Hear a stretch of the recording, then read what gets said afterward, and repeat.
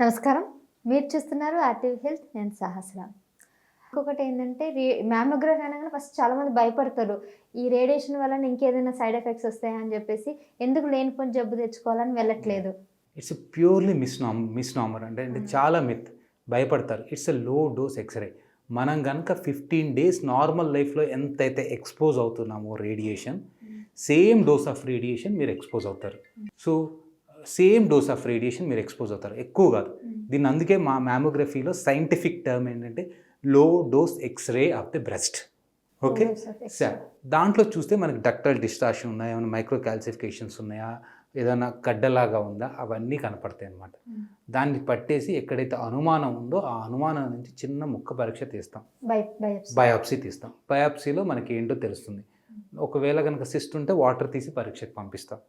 ఇవి తీస్తే మనకు సింపుల్గా అది ఎందుకు వచ్చిందో తెలుస్తుంది, అది దేని ద్వారా చేయాలో తెలుస్తుంది. కొద్దిమంది ఏంటంటే ఉమెన్ ఆ డక్ట్ డిశ్చార్జ్ రాగానే టెన్షన్తో వచ్చేస్తారు.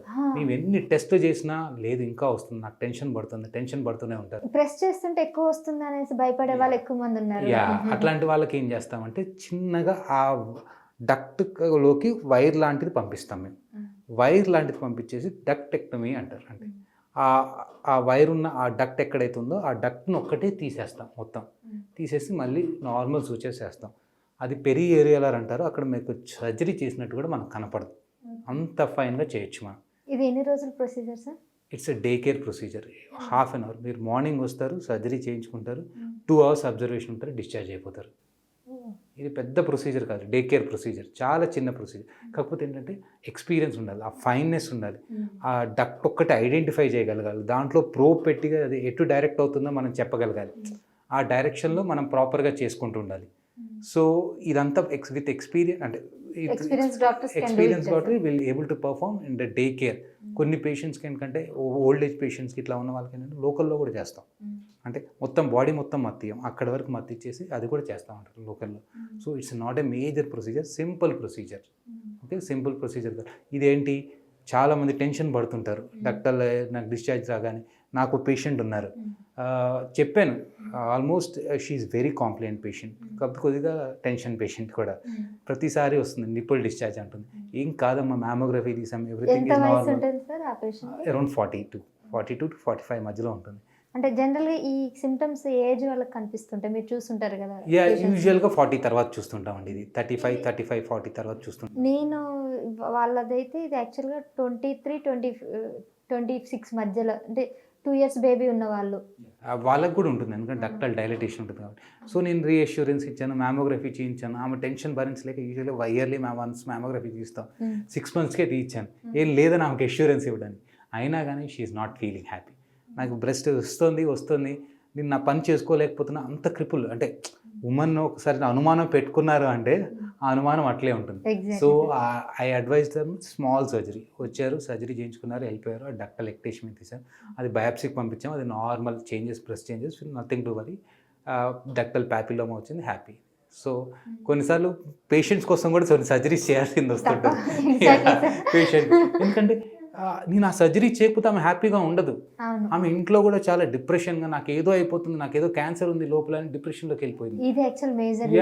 సో నేను ఆ సర్జరీ చేసేసి, ఏం లేదమ్మా, ఇగో బయాప్సీ రిపోర్ట్, ఇది మైక్రోస్కోప్ కింద పెట్టింది, చూసింది నేను, యు ఆర్ అబ్సల్యూట్లీ ఫైన్ అనేది నెక్స్ట్ డిశ్చార్జ్ కూడా రాదు. ఎందుకంటే ఆ డక్ట్ అబ్నార్మల్ డక్ట్ తీసేసాం, డిశ్చార్జ్ కూడా రాదు. Then she's happy and she's doing routine life. So కొన్నిసార్లు ఇండికేషన్ అంటే మీన్స్ మా కోసం కాకపోయినా పేషెంట్ హ్యాపీనెస్ కోసం కూడా కొన్ని సర్జరీస్ చేయాల్సి ఉంటుంది.